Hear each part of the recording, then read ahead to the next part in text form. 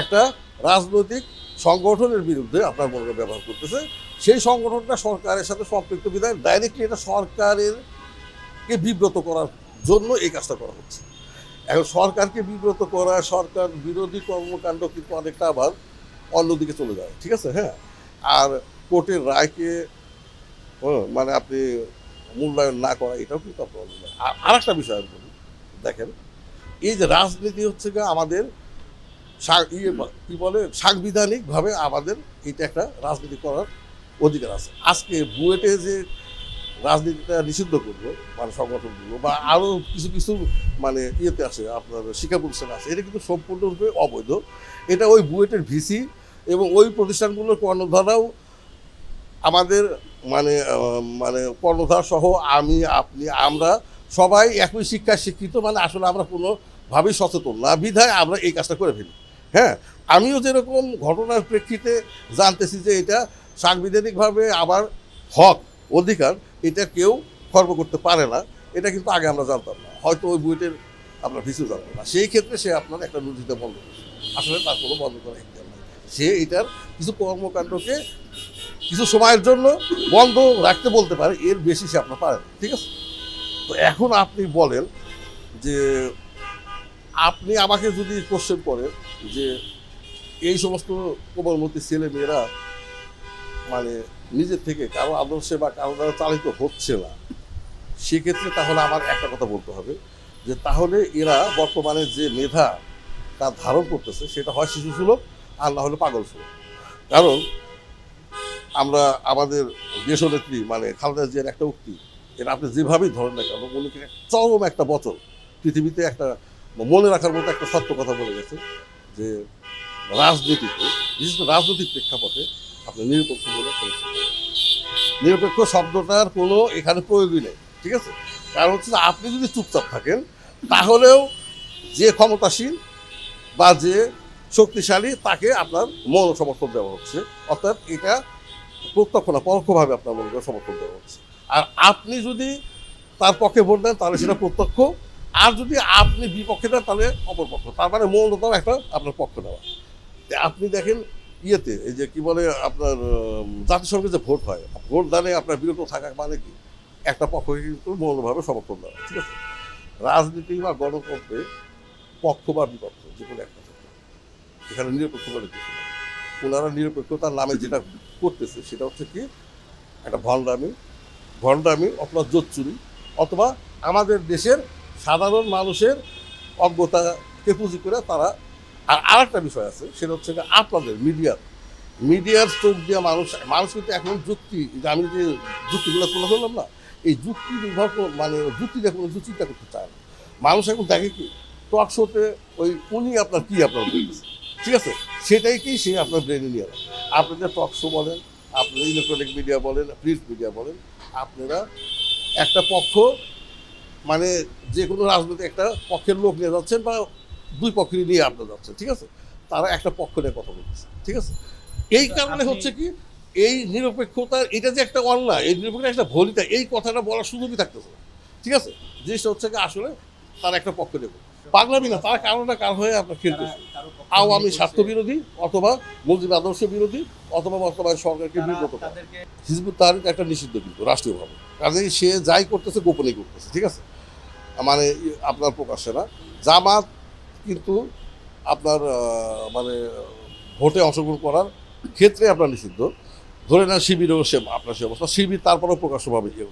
ছাত্রদল কিন্তু আপনার লুকাচুরি না করে তাদের কর্মকাণ্ডগুলো তারা আপনার পরিচালিত করছে মিডিয়াতে আপনার মনে করেন। এখন জিনিসটা হচ্ছে যে সব যেটাই ঘটুক না কেন, আমার কথা হচ্ছে আমি রাত 1টার সময়, আমি সুইডে ছাত্রলীগের সভাপতি ছিলাম, আমি যদি রাত 1টার সময় বুয়েটে ঘুরতে যাই, ঠিক আছে, আমি এটা স্বাধীন দেশ, এইটা দেশের মধ্যে বুয়েট কোনো আলাদা স্বায়ত্তশাসিত বা আলাদা আপনার কোনো রাষ্ট্র না, ঠিক আছে, আমি এই রাষ্ট্রের যে কোনো জায়গায় যাওয়ার অধিকার আমি রাখি।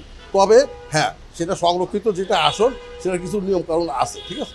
এখন কথা হচ্ছে যে ওখানে ছাত্ররা থাকে, ছাত্রদের প্রতিনিধিরা আপনার রাজনৈতিকভাবে সে আপনার গেছে, হয়তো সরকার দলীয় সংগঠনের সদস্য হওয়ায় তাকে তেমন কোনো আপনার কোয়ারিজের সম্মুখীন হতে হয় নাই, এটা ঠিক আছে। কিন্তু বাট আপনি এইটাকে ওখানে যাওয়া, একটু শহীদ মিনারে ঘোরাফেরা করা, আড্ডা বা কথা বলা, এটা যদি এত বড় অপরাধ হয় তাহলে আগেরগুলো কেন আপনার অপরাধ হলো না? আমার কোশ্চেন এটা। এবং এটার সাথে নর্মালি ছাত্র, আমি মনে করি এই বুয়েটের কর্মচারী, শিক্ষক সবাই আপনার জড়িত। কারণ সিসিটিভির ফুটেজগুলো কারা আপনার সংরক্ষণ করে? নিশ্চয় বুয়েটের আপনার কর্মচারীরা, তাহলে কর্মচারীরা তাহলে ওই মানে আপনার ইয়েদের জাস্ট ছাত্র দল, ছাত্র শিবির প্লাস হিজবুত তাহরির ওদের কর্মকাণ্ডগুলো কেন সিসিটিভিতে ধারণ করে ইয়েদেরকে দেয় না, ছাত্রদেরকে দেয় না? আর একটা কথা মনে রাখেন, পরীক্ষার সময় আপনারা ইঞ্জিনিয়ারিং এর টেকনিক্যাল, ইউ কান্ট ইমাজিন যে পরীক্ষায় পাশ করতে হলে ওই কয়েকদিন আমাদের যে পিএল সহ যা, ওই কয়েকদিন কোনো ছাত্র পায়খানা প্রস্তাব ছাড়া আর খালি শরীর ঠিক রাখার জন্য ঘুমের টাইম ছাড়া টেবিল থেকে সময় কোনো শক্তি থাকে না। এই সময় পরীক্ষার টাইম, সবাই আপনার টেবিলে ছিল, ঠিক আছে?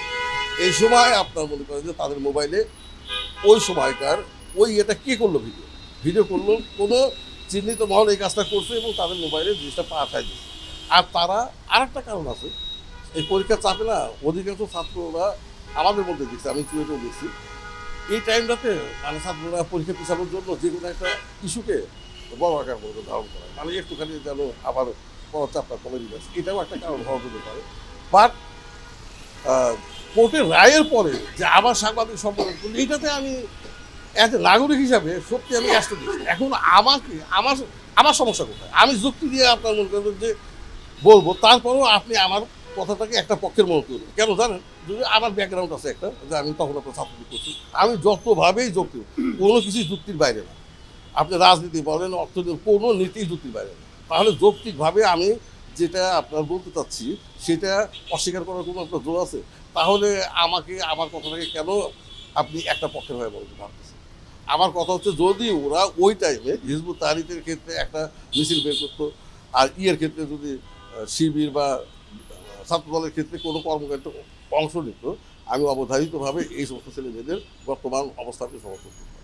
কিন্তু এখন যেটা হচ্ছে, আপনি হয়তো 200 ছেলে মেয়েকে আপনার দেখতেছেন, এর মধ্যে নেতৃত্ব যারা দিচ্ছে মূলত তারা, আর বাকি ছেলে মেয়েদের টাইম নাই, ওরা পড়ার চাপে দিশেহারা, ওরা একটু কয়েকদিন আপনার রিল্যাক্স হয়, এই জন্য ওদের কিছু দিচ্ছে, এটা ছিল, ঠিক আছে? এই কয়েকজনকে চিহ্নিত করে রিমান্ডে নিয়ে আসতে সব তথ্য দেওয়া হবে।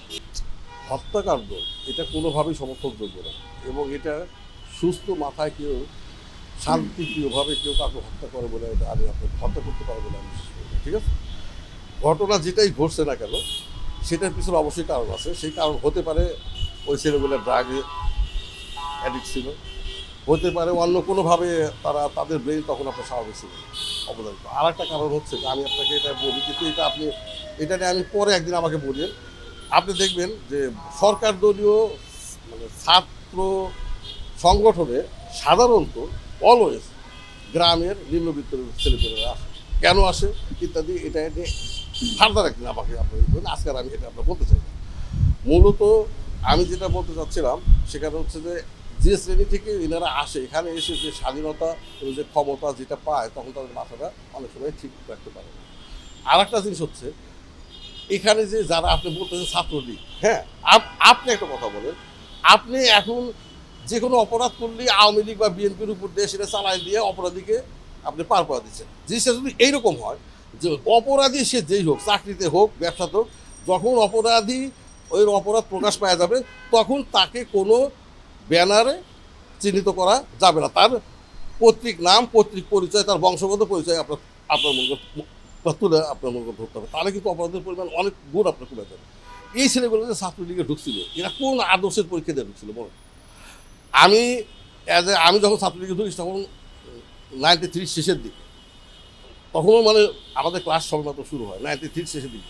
94 গিয়ে পরিপূর্ণভাবে ছাত্রলীগে কর্মকাণ্ডে যুক্ত হয়েছে। 94 সালটা কোন সাল? তখন কিন্তু বিএনপি ক্ষমতায়, হ্যাঁ, বেগম খালেদা জিয়া প্রাইম মিনিস্টার, আর জীবিত সালাউদ্দিন কাদের চৌধুরী শেখ হাসিনার উপদেষ্টা, আর আমার শিক্ষা প্রতিষ্ঠানটা সালাউদ্দিন কাদের বাড়ির আঙ্গিনার মধ্যে, ঠিক আছে? ওদের সালাউদ্দিন কাদের সমর্থিত ছাত্রদল। ঠিক এইরকম একটা ঘটনা আমাদের চুয়েটের ছাত্ররা, চুয়েটের পাশে যে বাজারটা, বাজারের একটা লোককে আপনার হত্যার প্রেক্ষিতে এরকমভাবে চুয়েট ক্যাম্পাসটা 1 বছরের মতো আরও বন্ধ থাকে। এরপরে যখন খোলে তখন জনগণ আমাদের সমর্থন দেয়, আমরা তখন ছাত্রলীগ ক্যাম্পাসে তখন নাকি তাদেরকে আপনার ঢুকতে দিই না, ঠিক আছে? আমরা এইভাবেই 96 পর্যন্ত আপনার দখল। এখন আপনি বলেন আমি বিরোধী দলে থাকা অবস্থায় ছাত্র শেখ হাসিনার নেতৃত্বকে সামনে রেখে একটা ভীষণ চিন্তা করে আমি ছাত্রলীগে ঢুকছি। ওরা আপনার ছাত্রলীগ নামটা যে নিয়ে ঢুকছে কিসের ভিত্তি? ওরা দেখতেছে কি সামনে ক্ষমতা যাওয়ার চান্স নেই, পিছনে আছে। ওরা হচ্ছে ওরা যে আদৌ মুজিব আদর্শ ধারণ করে তারই আপনার ওয়ারেন্টি। আমি একদম যৌক্তিকভাবে বলতেছি, আপনার আদর্শ বিএনপি বলেন আর জাতীয়তাবাদী আপনার আদর্শ বলেন, মুজিব আদর্শ বলেন, এইটা পরীক্ষা করার ডিভাইস কি এখন আপনার তৈরি হয়েছে? হ্যাঁ, তো তাহলে আমি কোন আদর্শটা ধারণ করি এটা তো আমার কর্মকাণ্ড দ্বারা বোঝা যাবে। তাহলে তো সেই কর্মকাণ্ড আমার একটা টাইম লাগবে না? আমি আমি যদি বলি গণতান্ত্রিক একটা চর্চা আছে, আমি বলতে গণতন্ত্রের একটা অবসাম্য হবে, সেটা হচ্ছে আমি বিরোধী পক্ষকে ঘায়ল করার জন্য তার মধ্যে আমার স্বর আপনার ঢোকা দিতে পারি। যেরকম আমরা যখন কুয়েটে পলিটিক্স করছি তখন আপনি বিশ্বাস করবেন না, কুয়েটের ছাত্র দলের মধ্যে সাকাতুদের সমর্থিত ছাত্র দলের মধ্যে আমাদের লোক ছিল, আমাদের মধ্যেও তাদের লোক ছিল। এইভাবেই আমরা আমরা আমাদের খবরাখবর সেখানে পাওয়া যেত, তাদের খবরাখবর আমরা আপনার পাওয়া যেত। ঠিক আছে, এইরকম এটা কিন্তু একটা গণতান্ত্রিক চর্চা। ঠিক আছে, তো আমি মনে করি বর্তমান ছাত্রলীগে, বর্তমান আওয়ামী লীগে হাইব্রিড কথাটা আপনি শুনবেন। এই হাইব্রিড কারা ভাই? এরা তো আপনার আওয়ামী আদর্শের না, এরা বাইরের কোনো আদর্শে এরা এসে সেটা সুবিধা বলি, এরা অন্য আদর্শ নিয়ে এখানে আসছে একটা সুবিধা নেওয়ার জন্য। ছাত্রলীগের মধ্যে সেরকম নাই তারাই তো হয়তো এই টাইপের কাজ করতে পারে, নেত্রীকে আপনার করার জন্য, নেত্রীকে জাস্ট এমব্রেসিং করার জন্য। আমি যেটা মনে করি সত্যিকারের কথা, সুস্থ মাথার মুজিব আদর্শ যে ধারণ করে সে কখনো এই সমস্ত কাজ করতে পারে। আপনি আমার লাইফে যে কোনো দিক থেকে তদন্ত করেন না, যে কোনো সরকারি বেসরকারি প্রাইভেট, দেখেন আমি কোন অনৈতিকতার সাথে যুক্ত আছি। আমি এখনো তাদেরকে ধারণ করি, এখনো মুজিব আদর্শকে ধারণ করি, এখনো ক্যাপ্টেন মনসুরকে মাথায় রাখি। এই কারণেই 1995-এর 24শে নভেম্বর ছাকা বাহিনী, আমরা ঘুমন্ত অবস্থায়, আমরা কোন আপনি বললাম না আমাদের মধ্যে চর ছিল, আমাদের 8টা রুমে, আমরা 8টা রুমে আপনার ঘুমন্ত ছিলাম। 8টা রুম থেকে আমাদের 7 জন ছেলেকে ঘুমন্ত অবস্থায় AK-47 রাইফেল নিয়ে ওই রুমগুলোর সামনে অবস্থান নেয়। আমরা সবাই এত ধরাচ্ছি, মূল টার্গেটটা ছিলাম আমি। ঠিক আছে, এই যে আমাদেরকে আপনার মনে করেন যে তারা সেখান থেকে যে কিডন্যাপ করে নেয়, 18 ঘন্টা সম্ভবত তাদের আপনারা হেফাজত ছিলাম। কিন্তু দেখেন আপনি যেটা বললেন, এই যে এরা যে বলে বিএনপি বলে যে কি পুলিশ বাহিনী দিয়ে অমক করে তমক করে, ওই সময় এই জনমন্ত্রী শেখ হাসিনা এবং নাসির ভাই আসলে সে আপনার মারা নাই, সে আপনার জীবিত নাই, ওই সিরাজগঞ্জ আপনার জাতীয় নাসির ভাই এবং নাসির ভাই ওই সময় এই দুজন মিলা মানে বিএনপি চিটাং শাখার উপর এমন চাপ প্রয়োগ করতে সমর্থ হয়েছিল। এবং নাসির ভাই সরাসরি নোমান সাহেবও তখন নোমান সাহেব বলছিল যে আজিজ মিশির আমার সরাসরি ভাতি, এখনও চিটাঙ্গের অনেকেই জানে, আমি কিন্তু আসলে তার আপনার সরাসরি ভাতি জানা। আজিজ মিশিরের যদি কিছু হয়, লাশ যদি পড়ে, তাহলে এই অনুরূপ ঘটনা তোমাদের সময় ঘটবে। এরকম হুমকিটার প্রেক্ষিতে নোমান সাহেব 300 পুলিশ পাঠায় ছাকা চৌধুরী সহ ওই এলাকা ঘেরাও করে আমাদেরকে উদ্ধার করে অচেতন। আপনারা এগুলা এখনও ক্যাম্পাসে বা ক্যাম্পাসের আশেপাশে সাথে আপনারা শুনতে পারেন। তারপরেও তো আমরা দেখেন 95-এর নভেম্বরের কাহিনী, এরপর তো আওয়ামী লীগ ক্ষমতা আসলো, তারপরেও দেখেন যে আমরা এখনও কোনো আওয়ামী লীগের কোনো সুবিধা বলি। এখন যদি আপনি আর একদিন যদি আমাকে একটু সময় দেন, তাহলে আমি বলবো যে আমার ইঞ্জিনিয়ারিং সেক্টরে গত 10 বছরে কে কীভাবে আপনার সুবিধা পাইছে, আওয়ামী লীগ পাইছে না বিএনপি পাইছে না কে পাইছে, ইঞ্জিনিয়ারদের মধ্যে নাকি আপনার ঠিকাদারদের মধ্যে। আমি আপনার আর যদি নেত্রী বলে আমি প্রমাণ সহ সাপোর্ট করব। আমাদের প্রত্যেকটা ইঞ্জিনিয়ারিং ডিপার্টমেন্টের সর্বোচ্চ কাজ করা গত 10-12 বছরের 20টা কোম্পানি আপনি লিস্টের থেকে বের করে দেখেন, এই 20টা কোম্পানির মধ্যে কয়টা আপনার মনে করেন যে আওয়ামী আপনার আপনার কোম্পানি। যে সমস্ত পিডি আছে প্রত্যেকটা পিডির ব্যাকগ্রাউন্ড খুঁজে দেখেন যে তাদের ব্যাকগ্রাউন্ডে কোথায় আপনার মনে করেন যে মুজিব আদর্শের আছে। ঠিক আছে, ভালো পোস্টিং কোথায় সেখানে যা দেখেন। আর যেখানে যে পোস্টিংগুলোকে ধরা হয় পানিশমেন্ট পোস্টিং, সেখানে যা খবরটা দেখেন যে ওই ব্যক্তির আপনার মনে করেন যে ব্যাকগ্রাউন্ড কি। আমি জোর গলায় বলতে পারি, আমি যদি কোনো সময় সুযোগ হয় অবশ্যই নেত্রী সামনাসামনি কথা বলে তুলে। আজকে ওনারা সর্দি কাশি হলেই আপনার সিঙ্গাপুরে যায়, অমুক যায়, তমুক যায়, টাকা কোথেকে আসে? আমাদের ইঞ্জিনিয়ারিং সেক্টরের সমস্ত টাকাগুলো কোথায় যাচ্ছে না কোথায়? এগুলো বহুত কিছু আছে। ঠিক আছে, বহুত কিছু বলার আছে, সেগুলো সিগন্যাল পাইলে বলবো, না হলে আমার বলে কোনো লাভ নেই। একটা কথাই শুধু জাস্ট বলে রাখেন যে বাংলাদেশে বর্তমানে অপরাজনীতি চলতেছে। রাজনীতি হচ্ছে সমস্ত কিছুর মনে করেন যে শিকড়। আপনি রাজনীতি যদি ঠিক না করেন বাংলাদেশে কোনো কিছু ঠিক হবে না। আজকে শিক্ষা ব্যবস্থা বলেন, নৈতিকতা বলেন, যে অবকল্পনা চলতেছে সব দিক থেকে, রাজনীতি যদি ঠিক না করেন, যদি এই অপরাজনীতি বন্ধ না করেন, আর আপনাদের মিডিয়া ভিত্তিক টক শো এবং প্রচারণা, এখানে তথাকথিত কয়েকটা চিহ্নিত মুখদেরকে, হ্যাঁ, সে হয়তো আপনার সমাজবিজ্ঞান থেকে আপনার পাশ করছে, ইঞ্জিনিয়ারিং টার্মের উপর কথা তুললেও তাকেই দেই বলাচ্ছেন, ধর্মের উপর কথা তুললেও তাকে দেই বলাচ্ছেন, ডাক্তারির পড়াশোনা বলতে তাকেই দেই বলাচ্ছেন। এই এই মিডিয়ার অনৈতিকতা থেকে বের হয়ে আসে। আমার কথা হচ্ছে যার যে সেক্টর সেখানের মধ্যে আপনাদের লোক তৈরি করেন। আমার ইঞ্জিনিয়ারদের মধ্যে আপনার লোক নাই কেন? আমার ডাক্তারদের মধ্যে আপনার লোক নাই কেন? কৃষিবিদদের মধ্যে আপনি যে সেক্টর নিয়ে কথা বলবেন সেই সেক্টরের লোক নিয়ে আসেন, নিয়ে এসে তাদের কাছ থেকে ইয়ে করেন, আর তাদের কাছে ডকুমেন্ট নেন। আপনি ঝড়ে বসুনে ওই তথাকথিত কয়েকটা চিহ্নিত মুখ দিয়ে আপনি যাত্রার ডায়লগের মতো মঞ্চে যেভাবে ডায়লগ বলে আপনি একের পর এক ডায়লগ আপনি মনে করে বলে যাচ্ছেন যে 3 গুণ মানে সমগ্র বা সব কিছুর জন্য দায়ী হতেছে কে? নেত্রী শেখ হাসিনা। আমি এইটা প্রতিবাদ করার জন্য আপনাদের মিডিয়াতে ধন্য হয়ে করছি, কেউ আমাকে দেয়নি কথা বলতে। আপনি জানেন এটা, আমি এইটা নিয়ে কোর্টে রিট পর্যন্ত করতে গেছিলাম। একটা নাটক প্রচার করার আগে যদি স্ক্রিনে আপনার বলা হয় যে এই কাহিনী এবং চরিত্রের সাথে মিল থাকলে আমরা তার জন্য দায়ী না, এটা একটা বিনোদন প্রোগ্রাম। এইভাবে যদি নিজেকে মানে সুরক্ষিত করতে হয় তাহলে একটা টক শো বা আপনার একটা নিউজ, হ্যাঁ, কেন এটা এরকমভাবে সুরক্ষিত করা হবে না? তাহলে টক শোর আগে বলে দিতেন যে এটা রাজনীতি যে কোনো বিষয় নিয়ে কথা হোক, এটা একটা বিনোদন প্রোগ্রাম, এটার সত্যতা নিয়ে আমাদের কোনো দায় নেই। এটা বললে কোনো আপনার কথা ছিল না। কিন্তু এটা এখন অবস্থা এমন দাঁড়াচ্ছে যে আপনাদের এই ক্যামেরার চোখ দিয়া জনগণ দেখে, এই ক্যামেরার কান দিয়ে জনগণ শোনে, আর ক্যামেরার ব্রেন দিয়া জনগণ চিন্তা করে। তো আপনারা জনগণকে কি আপনার মনে করেন দেখাচ্ছেন, কি চিন্তা করাচ্ছেন এবং কি শিখাচ্ছেন, এবং জনগণ কোথায় যাচ্ছে? এক নম্বর হচ্ছে প্রত্যেকটা সেক্টরে সিস্টেম ডেভেলপ করা।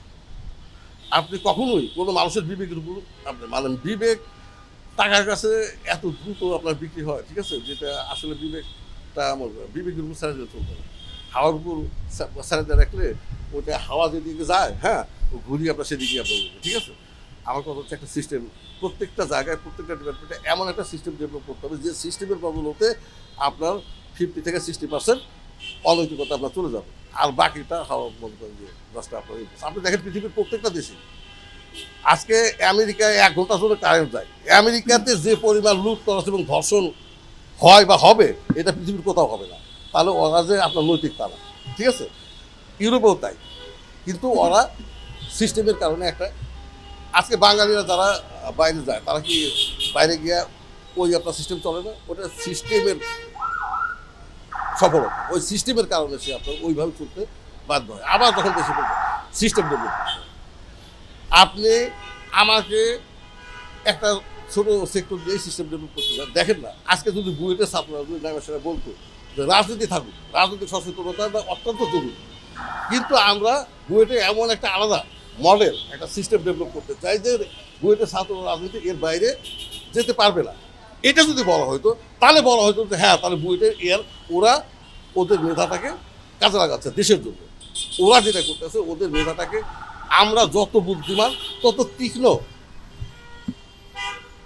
করাতে, মানে তত সূক্ষ্মভাবে আমি অনৈতিকতা আমরা চালাতে পারি।